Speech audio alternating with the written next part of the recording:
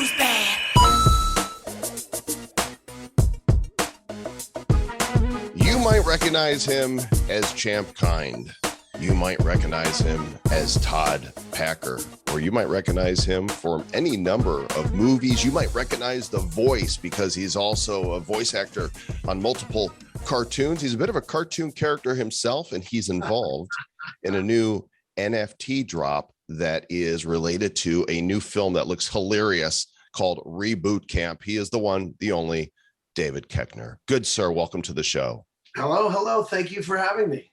Okay, now I thought for sure you were going to welcome us with what's up, my nerds? Was that what you want? What's up, my nerds? Great to be here on Bad Crypto.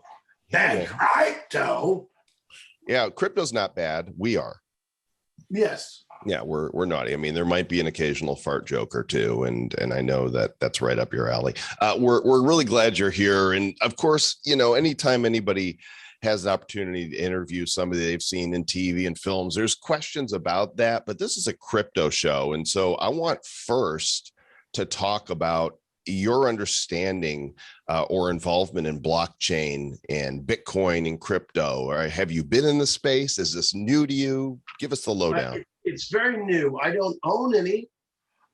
It's a fascinating world. The thing I'll just tell you what I'm apprehensive about. So the only way to recognize the blockchain is to create the blockchain. I'm worried about the energy that's necessary to crypt it up. Mm-hmm. Is that true, or is that just false information? Well, the only way that it can be, certified? Is it if there's a blockchain of computers that boot up, use a lot of energy to then recognize that this thing does exist? Is that true or false? So it is true that it takes energy and computing processing power, which costs electric energy to do it. But there are blockchains that are very friendly towards the environment, and there are blockchains that are less friendly towards the environment. But so, you know, is this show about exposing those that are not friendly to the environment? Oh, we talk about all the things here. You know, we're very blockchain agnostic, but of course, you know that the media tends to sensationalize stories and blow things out of proportion, and so it's always more interesting to say blockchain's going to kill us all. We're all going to die. The environment's over because computers are running. But the truth is it takes just as much energy to print fiat currency, to print bills at the Federal Reserve, you know, as it does to mine cryptocurrency. Well, and you talk about mining the coins as well. That takes much more energy. Mine it, mint it, all that stuff. And I'm guessing, just like anything else, it'll become a streamlined process where you won't need as much. There'll be another recognized form, different chips or something that more quickly recognize the blockchain. Yeah, and they're making the miners smaller. They're learning to shrink people really small and put them inside the computer with a little pickaxe and ding, ding, ding, ding, ding. Like Owen Wilson and what is it? National something museum, Night at the Museum. Oh, that's right. Yeah, they shrunk him down really small. Yes. So why do they call? I know you've covered this in your show. Why do they call it mining? Zach, I'll let you educate on that. Yeah, mining it's an umbrella term for whatever the process is that takes currency from a large pile that hasn't been claimed. And so in some cases that looks like computers being dedicated towards solving really complicated math problems before any other computer can do it. And in some cases, it's just a matter of passive generation. It kind of differs from blockchain to blockchain. A lot of this is super Wild West stuff. Yeah. And the fact that there's sort of this concern out there in the ether now about how cryptocurrency affects the climate means that there is a natural pressure on new technology in the blockchain space that's dedicated towards maintaining a low carbon footprint, or what we call carbon neutrality. Right. And I'm sure it'll get lower and lower, like we were just saying. So I guess the other thing that would concern me is, can anyone just begin CryptCoin? Yeah. So I think go ahead.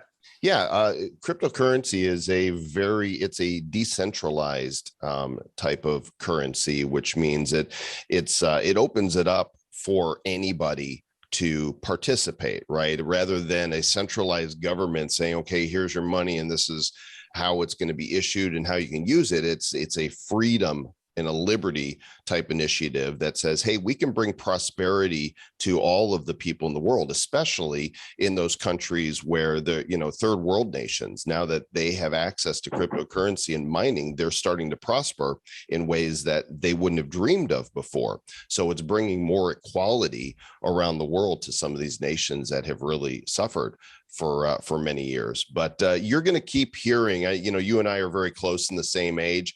I've been into tech forever, so I've been following this closer than you. You've been, on stage making people laugh. Right. So it's a different arena, but I can tell you, having followed the technical trends for my whole life, this is where we're going. And your grandkids, it's going to be second nature to them that they're going to be buying, selling, trading in crypto. Are you in Los Angeles? No, I'm actually in Puerto Rico. Oh, wow. Yeah. And Zach? I am in Denver. Okay.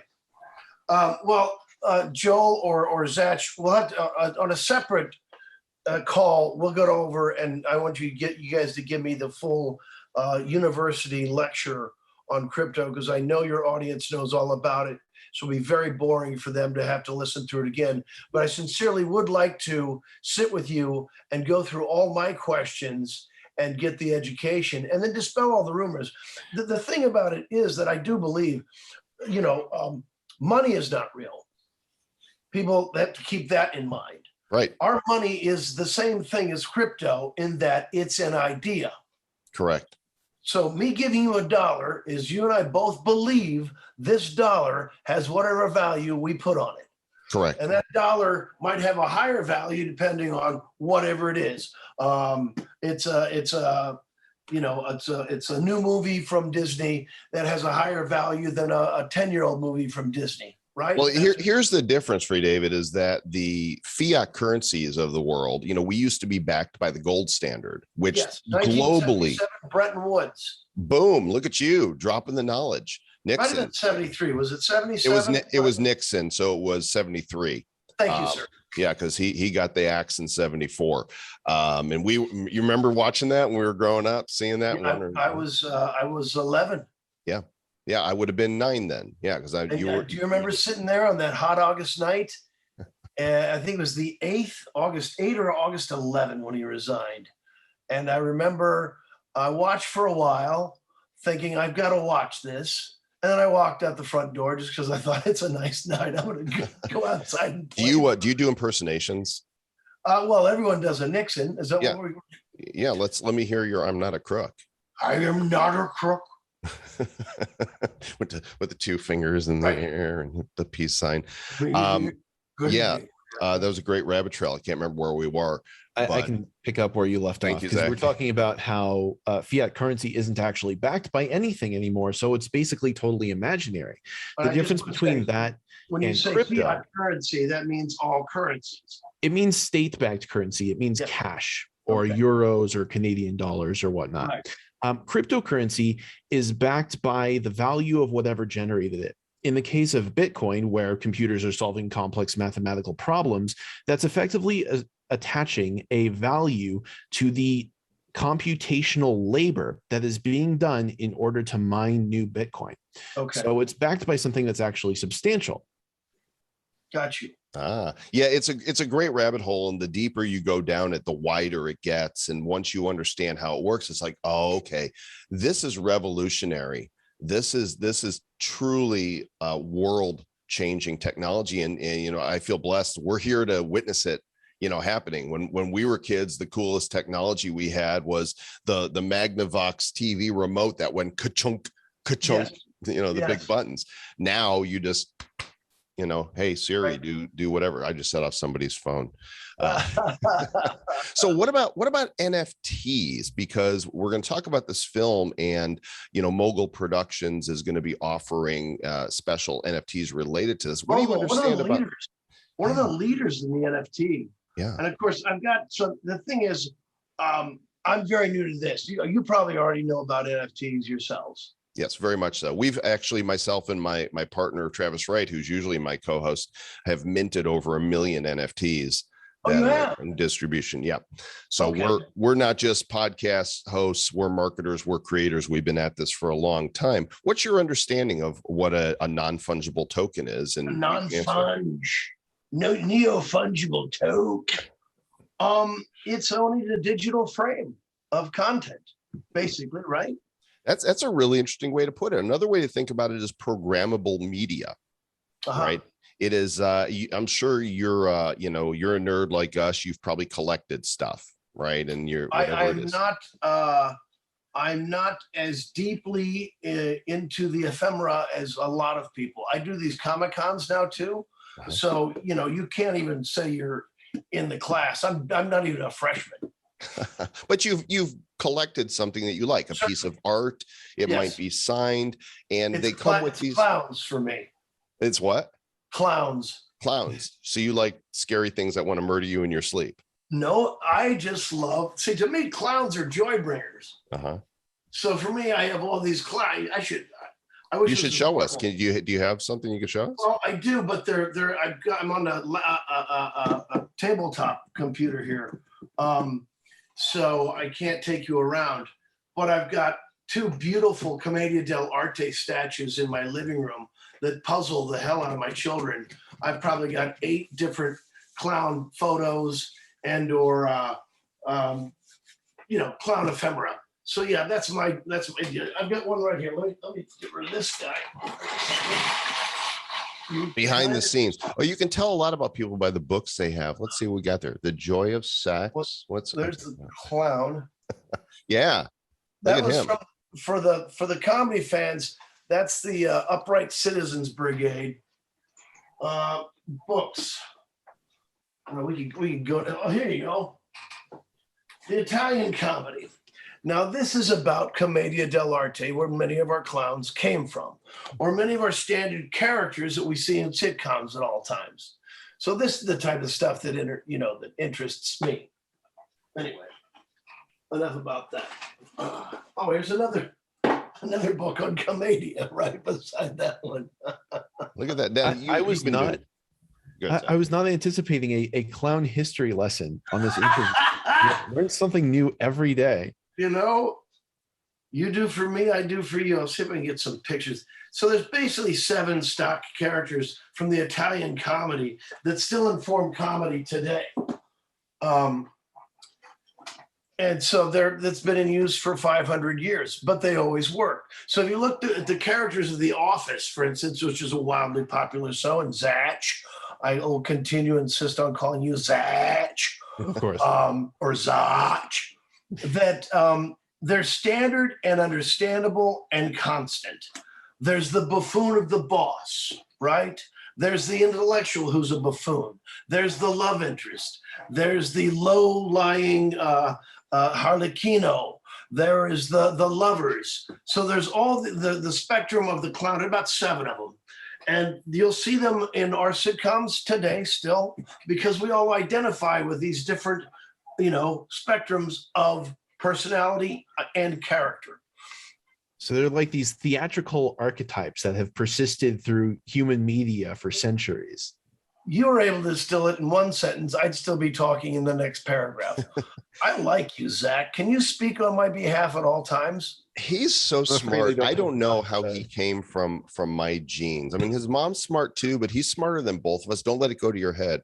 There. Joel, it skips a generation. So Zach, that means your kids are going to be dumb like me.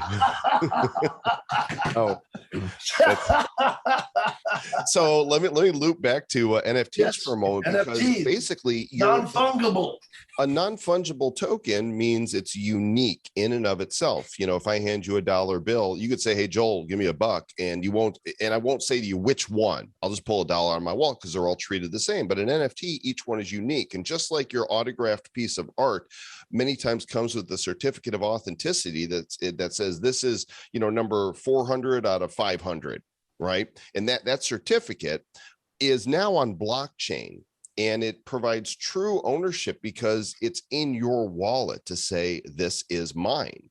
And now because I own it, it's in my wallet, I can use it as proof. I can use it as collateral. I can sell it. I can trade it. I can hold it. And I have the proof.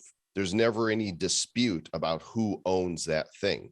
And so now with new media, especially with, Hollywood getting into the act here, these NFTs give people an opportunity to own something super unique that they can't get anywhere else. And in the case of the film that we're going to talk about here, there's the outtakes. There's 11 deleted scenes that are going to be available up for auction on mogulproductions.com. But let's talk about the film. It's called Reboot Camp. Both of us watched the trailer beforehand.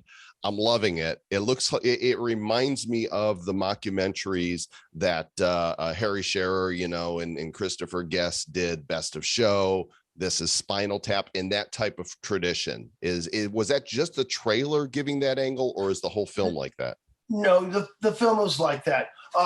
But they're investigating cults, but it takes a different direction, a different tactic in terms of, so Spinal Tap was following a band that really believed in themselves and their journey.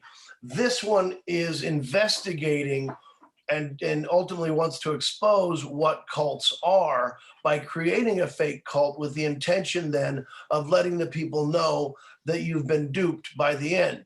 But then there's a twist, of course, 3/4 of the way into the film that I'm not going to reveal now. But so it plays on all of those things. Even best intentions gets hijacked. Money is the root of all evil. You are enough. Basically, the message is just like you would give anyone any message. A cult's message would be, I can unlock your brain. But the real truth of the film that's trying to get to is you're enough. You don't need to go looking outside of you for answers. You need to look inside of you for answers. Now, it is a comedy, so it's not pounding you over the head with that type of idea, but certainly those ideas are there. Like, we don't have to go and give our entire lives over to somebody else or any other thing to look for answers. I personally believe we're born with all the answers that we need for our lives. Now, I'm not born with the answers of how to become an astronaut. That's not what I need for my life. So I'm talking about the answers I need to live a purposeful life and a life free of anxiety, let's say. So if I'm having an anxious moment, it's not real because I created it.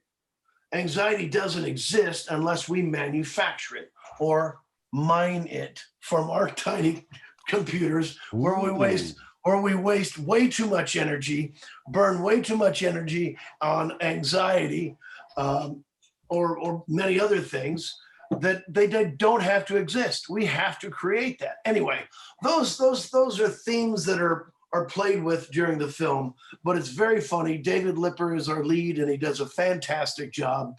And it's got some celebrity cameos in it. One of mine being among them. Ed Begley Jr., who is one of my favorite actors, is in the film. We didn't have any scenes together, but we were still in it. Ed and I have been in at least 3 productions together. He's one of my favorites. So that's enough to bring me to the film. But it's got a very eclectic cast. So if you just check out the entire cast, you go, wow, Chaz Bono, Nicole Aniston, not Jennifer, Nicole. Different acting style. Different style. Some say more interesting. Certainly more memorable. So yeah, great Ja Rule, great eclectic cast. The message, they don't hit it over the head, but it's fun and funny. I really enjoyed in the trailer how it seems to sort of be a coagulation of aping all of these different woke and wellness trends together. It's like, here are all the things that you need to do to live this sort of Silicon Valley lifestyle, but they're brought into this slightly creepy uniform group context, all simultaneously. Angry yoga. That's what I remember from the trailer. Yes. I participate in some angry yoga. So the film releases when? I don't have a release. Oh, it's already been released. Oh, it's out. Okay. But it's available. I don't know if I have the platforms in front of me where it's still available. Shame on me. If you go look for it, I'm sure you can find it. But it debuted, I believe, in May. Okay, we'll link it up in the show notes for the episode, and I'm going to go track it down myself so I can have an evening of laughter and go, there he is. That's David. Yeah, I'll text David now. I know that dude. Yeah, so on top of that, it got quite a good rating on Rotten Tomatoes. What was it? It's got an audience approval score of 88%. Nice. That is really good because there's a lot of churn and burn comedies, right? That they pump out a lower budget or they throw a big star in there and they say yes to it because they want to get paid because everybody's been on lockdown, and then it ends up being crap. And so it's good that you were able to get in on a project that people are enjoying. So it won like audience awards at a bunch of festivals, more than one. So they did the festival circuit, and then it was finally up on a streaming platform because, none of us have been to a movie theater in, God bless us, a year and a half or more. What's a movie? What did you call it? A who? Theater? A theater. Theater. Zach will tell you later. No, it's a shame. It's a shame. We just need to get through this. So there's 11 NFTs in all, David, and they're going to be auctioned at mogulproductions.com. You guys want to sign up. One of them is a signed poster. There's 25 editions that'll be available for $150 only. So that one's going to go super fast. It's also super rare. And you probably don't know this, David, but people will purchase with a cryptocurrency called Ethereum. Have you heard of that one? I have. Yeah. So Ethereum is the one that's criticized for being less environmentally friendly, and rightfully so. But there are others out there that are cleaner than, you flipping on your light switch to go in and out of the house. So don't believe the hype, just believe part of it. And if we're really concerned about it, have you ever been to New Zealand? I have not. Australia is the closest I've gotten. Okay, they may do this in Australia too. They have a switch when you leave your house which shuts off all the power, except you can leave all your essentials on. Like we all leave the house and leave everything on, whether it's a computer running, a light here, there. They have a switch. You leave the house, everything shuts off. Now, obviously, you could leave the stuff that your refrigerator is going to be left on, your air conditioner, stuff like that. But look how much energy we just have on all the time. Much more than cryptocurrency uses. Every plugin in the places that I stayed in New Zealand, every single plugin had a switch where you'd shut it off. I mean, I'm sure Zach could tell us about the loss of passive energy in the United States. Oh, what I can really tell you about is that investigating nuclear will blow your mind. What do you mean, nuclear energy? I mean, nuclear energy. It is totally untapped potential that everyone is sort of afraid of for irrational reasons, but the amount of power required to power everything you will ever use in your life is just so incredibly tiny if it's nuclear fission that generates that energy. And we have a few nuclear plants in the United States, but largely there's just sort of been this public shadow hanging over the entire concept. And let's talk about why. Nuclear energy is unquestionably the clean energy direction that we need to do all of that world-saving stuff. 100%. But the biggest concern about nuclear energy is waste disposal. Yes. Of course. And there's a lot of people working on that, especially in terms of calculating exactly how dense. We're getting super off topic here. I know, but we're going to come back to Ethereum. It's interesting. Well, my biggest concern about nuclear energy is grown adults that can't pronounce the word right and say nuclear. I mean, come on, it's nuclear. Even presidents. Bush never got it right. Never got it right. Always nuclear. Now, Zach, what about fission? Is it fusion? What's the hydrogen? Nuclear fission. And the other one is hydrogen. Is it fusion? No. I'm not Welcome sure to what you're Energy referring to and there. Learning Crypto with David Koechner. In this episode, we cover all of the things. But I know the hydrogen energy is the other step that still hasn't been figured out. And methane, where they're trying to figure out how to harness the flatulence from cows. Oh, that's true. Yeah, I've heard that there's actually an effort to convert methane gas itself into Fuel? something that counteracts the effects of carbon parts per million. Yeah, cow farts, they're better than more than just beef and milk. Making it irony, if harnessing methane then can dispel more carbon, then that would kind of qualify as irony. I love that you're a student of comedy. You're not just, there's actors and they could be naturally gifted and they go do their thing. They portray their characters, but you're deep into this. I'm interested. I mean, I've always been curious. But we're going to get back to Ethereum and the NFTs. There's 10. And then you said there's posters as well, right? Yeah, I think I believe I talked to Andrew at Mogul. He said 11, and then that are up for auction, and they're all removed scenes. They're all deleted scenes. Yeah. So the only way, and somebody can own these. Right now, if you go buy a DVD of a film, you go buy the Anchorman DVD, and there's probably deleted scenes out there.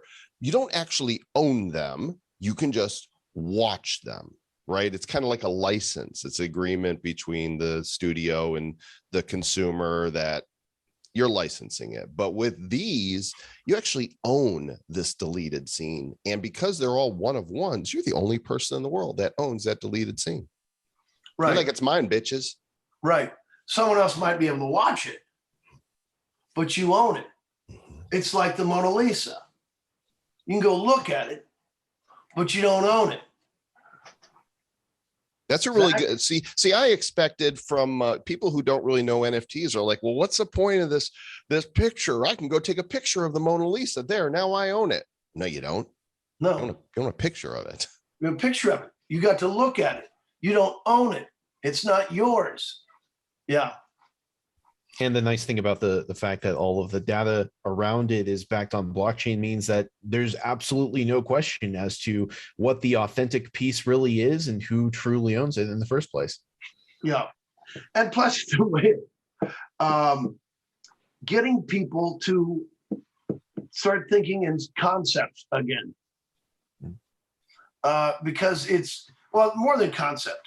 So NFTs and crypto are conceptual and philosophical. And I guess if you could even extend beyond that, they are a genuine pathway to human equity. And by what I mean by equity is that everyone gets to have it. Everyone should be able to share in it. It could possibly relieve poverty. Is that correct or no? What do you think? Well, it certainly opens up a ton of new opportunities to people who had a shortage of opportunities in the global market. And there's more and more being generated every day, especially as more projects dedicate themselves and their currencies towards empowering communities that haven't been reached by those aspects of global commerce. I'm really deeply curious to hear how you define, how you label crypto as philosophical. What is the philosophical value you see there? Well, because people don't think about what I'm going to say, just the philosophy of money. This isn't real. It's an agreement. People don't ever think of it that way, right? But when you have to think about something I don't have in my hands, and then there's the belief, and then what do I believe in, and why do I believe in it, makes you start asking questions. And that's what philosophy is, right? Love of wisdom. I need more wisdom to have more love, to have more money. So in that regard, I believe that. And it's because it's a concept that people can't quite grasp. They have to level up their learning to get there. So it forces the everyday person to think in concept and philosophy, from my point of view. David, I wish I could get everyone on the planet to ask themselves what money really is. I do. Right. I think crypto's leading to that, right? Isn't it? Yes. Isn't this this knowledge of, because it's this new money, and people are going, wait a second, how is this money? I thought this thing was money. But it's the same as going to a different country and going, wait, I'm holding a pound? I'm holding a peso? Exactly. Now you're in possession of a crypto, but it's not in your pocket. Andrew at Mogul just sent me the details of all the NFTs. So I just want to make sure everybody understands what this is. There's 11 total NFTs. 8 are deleted scene clips, not used in the movie, never before seen. They're behind the scenes clips. And here's what I just discovered that's really cool. Apparently there's going to be a red carpet event. And if you win one of these, you get invited to the red carpet event. So when does that take place? And are you going to be there? I am going to be there. It is in September. And here's a question for you. It is on Peace Day. I know. Piece of cake, piece of pie. If you wish, but not spelled that way. September 21st. Okay. So Red carpet event. I will definitely be there. And I want to meet the winner. We'll hang out and have a sparkling water. All right. So 8 deleted scene clips, 2 pieces of art from the movie that also include the invite to the red carpet event, and then 25 of the Reboot Camp poster NFTs that include a custom digital copy of the movie customized by the lead actor who you've praised and the director with a personalized introduction. So for $150, there's only 25 of those. They don't get the red carpet event, but they do get a really cool piece. Yeah, that's yeah. And there's like that 1 of 25. See, like this thing I've got is 1 of 1. What do you got? Ziploc baggies? That's a whole thing of them. That's yes. But, things like that. This is 1 of 25. Okay. So that's got its value going back to Ethereum. The drop date is September 16th and mogulproductions.com. The event date is September 21st. So if you're planning on bidding on one of these and winning it, you might want to make, I'm assuming the red carpet event is in LA. Yes, it is. Okay. Do you know where? Is it at the I Chinese believe it's theater? At the Egyptian. I'm looking for my glasses right now, guys. They're literally on your face. Yeah. I was just looking for my glasses. I know. Isn't that great? I do that. I look for my phone in my hand all the time. Like, where's my phone? I can't. Oh, dumbass. It's right there. I can look for you. You talking about what theater it is? I think it's the Egyptian. So which is a beautiful old theater.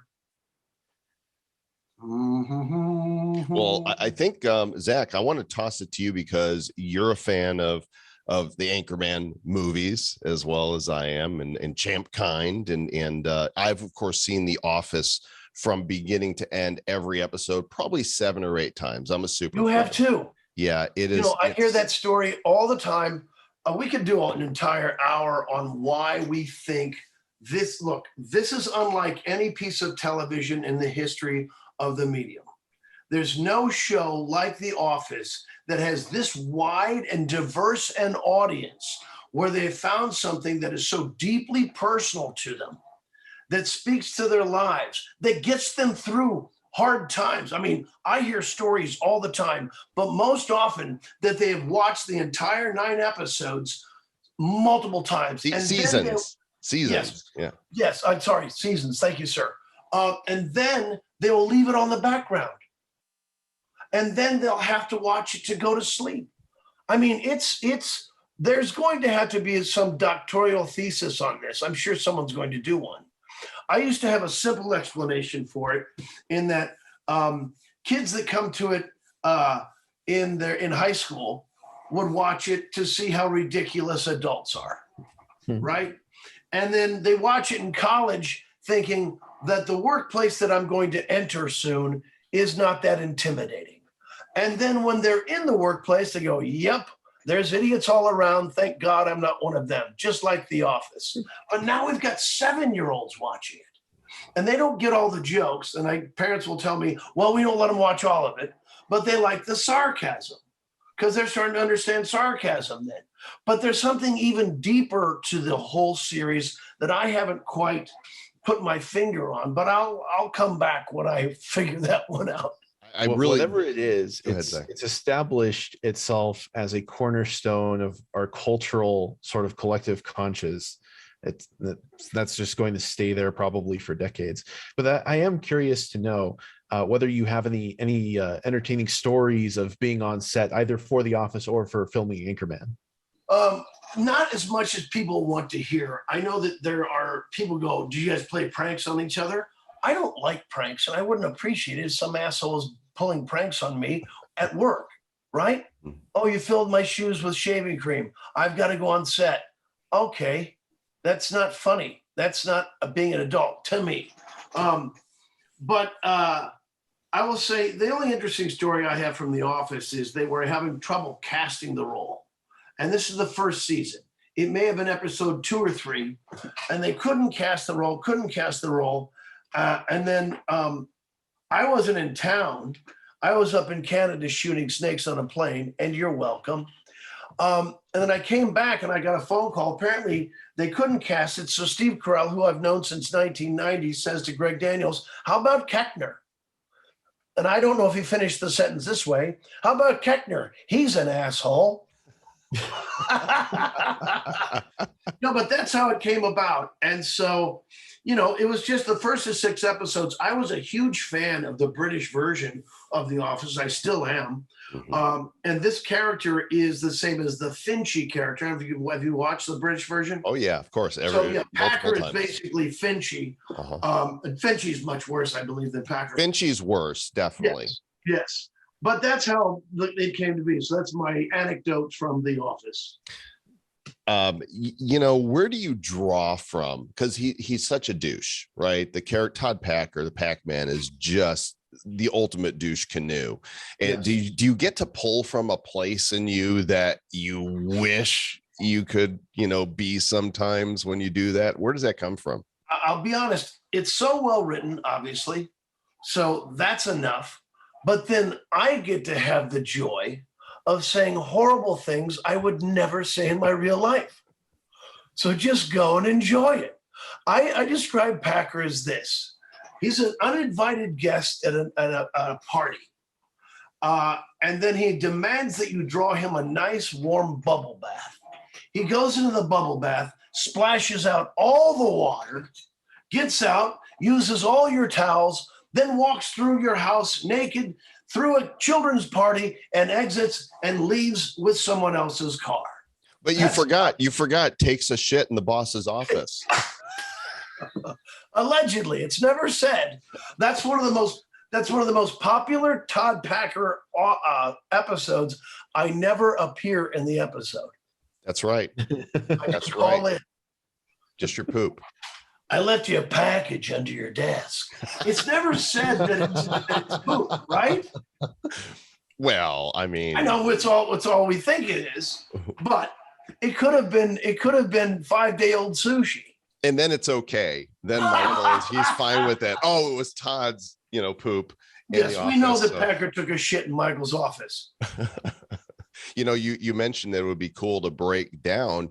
Brian Baumgartner, who of course played Kevin Malone on the series, did a podcast on Spotify called An Oral History of The Office, where he and cast and crew kind of, broke down the meaning of this show. I think part of it is you were talking and telling how it's so universal. I think part of it is there's kind of this white noise to an office setting, right? The sound that the Foley artist put on, with the phones ringing and the printers printing. We're used to that because everybody at some point has worked in an office scenario, and there's something that's just mundane and soothing about it. They say, I don't know if you ever, how many kids are you, Zach? But I have a daughter as well that's younger. So we can't. So I have 5 kids, and we got to by the end of the one, they were starting to this. What's the damn thing about your kids? Some things to know about raising your child. What is the happiest baby on the block? And one of the things was a soothing thing you could do is make the sound that's in the womb. And the sound in the womb, if you ever listen on a sonogram, it's woo, woo, woo, woo, woo, woo, woo. because it's the mother's heartbeat and the baby's heartbeat in this little, sack of liquid. So it's boom, boom. And so one of the things they teach you in Happiest Baby on the Block is make that sound, the baby's noise. It's amazing. It fucking works. So perhaps what you're suggesting is it creates that womb-like noise that's soothing, whether or not, it's for, there's another deep dive you can go down. But what you're saying, I think, is actually true. It's comforting. So it's sort of touching on that environmental familiarity in a way that helps endear us to the characters and situations and whatnot. Yeah. Yes. And for whatever reason, calms people's nerves. It's such a good show. The writing is so amazing. The characters are all so freaking compelling. Even the ones that, that you love to hate, you love, Dwight is he's so insane, but he's endearing at the same time. Yes, he doesn't know it, and all he wants is the best for everybody, but he just assumes they're all doing it wrong. That's the only issue. Yes, even if it means locking everybody in the office for a fire drill. For their own good. Yes. I'll make you better. That's my methods that are unsound. Where can we watch the film Reboot Camp, where you can get a great idea of what you might be missing on the deleted scenes, and therefore be more interested to own part of it from something beautifully, an NFT created beautifully by Mogul, the leader in NFT. It's on like your subscription services like Apple, Hulu, Vudu, I believe. So many of these. You kids are better versed than I, and I think we're going to drop in something on the podcast that's going to lead them to all the places. But it's a film that I think you'll all be delighted to watch. It was certainly fun to make. Excellent. And we will be watching it. I have to, you said there weren't many crazy stories on the set of the show. You're very much about the art and the business of doing your job, basically, is what you're doing. But there have to be some clowns, is Steve the clown? Is Will the clown? I'm the clown. I'm loud and like to have fun. Okay. Just no pranks. Sometimes to a distraction. So sometimes I have to remember to be quiet today, David. But I will not. I like to make sure the entire crew feels like we're all doing this together. I like to get to know the crew. I'll say hello to everybody. Because to me, that's what a film is. We're all working together to make this thing work. So I might hang out with the crew and somebody at craft service more than I do the actors. Like, I don't like to just sit behind the monitor and watch. I like to walk around the whole set and see what everybody's up to, how everyone's feeling, that kind of thing. So I guess I'm the clown. Plus, I also like cracking people up, getting some laughs. So I'll bet you there's stories about me that I don't know to tell that they could tell. And we're going to call them in for the next episode. The truth about David Koechner. Zach, do you have any other questions you'd like to pop in? Yeah, I want to try and learn one more thing here. So I want to know if the roles of Champ Kind and Todd Packer align with one of those comedic archetypes that you talked about briefly before, and if that is like reflective of your favorite one or what your favorite one is. Well, they're kind of a combination. The thing that they have in common is they're both misogynist, racist, xenophobic, jingoistic, and filled with self-loathing, and they have no sense of self. So they're living outside of themselves the whole time, trying to figure out who they are, and also cover their pain. They won't investigate their pain, so they'll drown it with drugs and alcohol, in my estimation. So that's their similarities, but their approach is a bit different. I think the biggest difference is Champ is much angrier and much more desperate than Todd Packer. I'd say Packer has more confidence than Champ Kind. And Champ, I believe, has a real necessity for close-knit relationships, where Packer is a lone wolf who feeds on prey. And Champ is a survivor, but he's not a hunter. Packer is a survivor and a hunter. It'll be really interesting to revisit both of those with that commentary in mind. Yeah.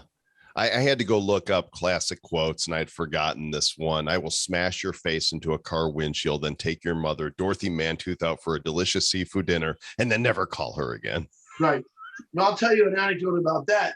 The original line was, I'll tie your mother, Dorothy Mantooth, up to a chair and drive golf balls at her. And so I think also funny, but a little, so it's very violent. And this one is so much smarter and meta. Steve Carell and I were hanging out in our trailer together, and I said, I got this idea for because Adam McKay will always let us do alternate lines. And so I had a half an idea for it.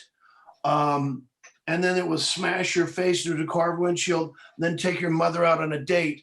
But Steve added nice seafood dinner, which I never would have come up with. Steve's from Massachusetts, so they eat fish there. Right. I'm from Missouri. We eat steak. So the idea that I'll take her out for a nice seafood dinner, but the other part of, and never call her again, is the true lifetime of torture. Because if someone drove golf balls at your head, that's one day, it's over. They were just awful men.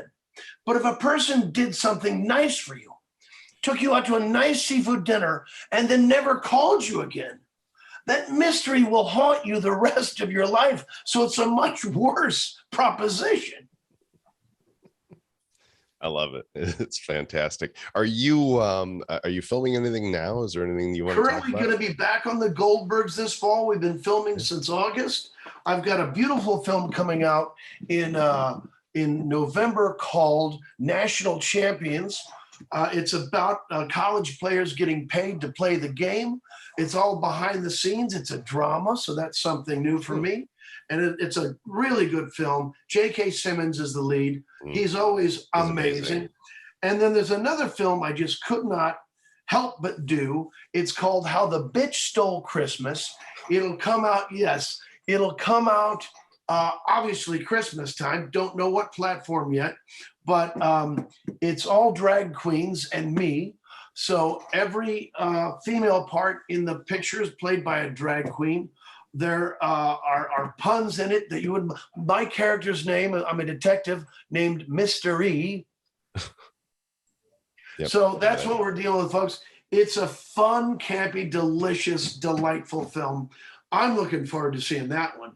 And yes, with my kids. I'll say one more thing. There's a hidden gem that no one ever gets to see that's in my canon. It's called Cheap Thrills. Please check out Cheap Thrills, not with your children, not for the kids. It's a dark, dark thriller with some comedic undertones that is not to be missed. It's one of my favorite films I've ever done. Looking it up right now on IMDb, 2013. Is that the film? Yes, but watch that after you watch Reboot Camp. A scheming couple put a struggling family man and his old friend through a series of increasingly twisted dares over the course of an evening at a local bar. It's intense. So this is based on a Roald Dahl story. What? I didn't know that. Yeah, short story, Man from the South is what it says here in writers. David Churcharillo, Trent Haga, and Roald Dahl. So you didn't know that, David? I probably knew it and I forgot it, guys. Yeah, I know. I forget stuff all the time. Okay, we're forgiven. Dude, we're really grateful that you gave us time today. When you said that you like to spend time on the set with the crew, I was like, yep, that's why he's here, just chatting with us, because you're a real guy, and you don't take the whole Hollywood thing seriously. It's your job. It's what you do. Also, that's not real either. I mean, we all have work to do. Go do your job. It just happens that people watch my job, So, and God bless us, if we're able to create some art, that's our job too. The guy I studied with, Del Close, what he said was this: treat your audience like poets and artists, and then they may have the chance to become them. even if they aren't. You know, if you treat them as fools and swine, then there's no chance that we can help elevate. So, you know, let's all make the better choice. I love that approach. It's definitely been fantastic to have the opportunity to speak with you on these things, especially the history of comedy. That was very entertaining. Yeah, and of course, that reminds me of a classic Hollywood quote from what I think might be the perfect Hollywood film, Donald O'Connor and Singing in the Rain. Make them laugh, make them laugh. That's funny. I was in Boston this weekend, and we went out for dinner. And Boston has all of these light poles that remind me of Singing in the Rain. Mm-hmm. So I couldn't help it. I got up and did Singing in the Rain. Of course you did. All you needed was rain, right? Yes. And I was trying to get every person I met down the street to do the same. I got 3. Am I wrong, by the way, about that assessment? Is it not the perfect film? Yes, I agree. Although I was talking to Ron Perlman, name drop, this weekend, and it's been, I don't know if I've ever seen Sullivan's Travels. He believes it's the greatest film ever made.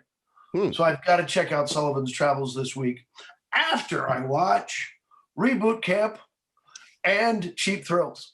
There you go. David Koechner, ladies and gentlemen. First. Are you on social media where people can follow you? Do you engage somewhere? I'm on Facebook and Instagram and Twitter, but it's just David, Koechner. Think Koechner. Follow me there. And then, let's and check out Mogul and the NFTs. So you got to make your purchase by the 16th, correct? Yeah, 16th is the big auction. To hang out with all of us in Hollywood on the 21st of September. Let's get it on. Beautiful.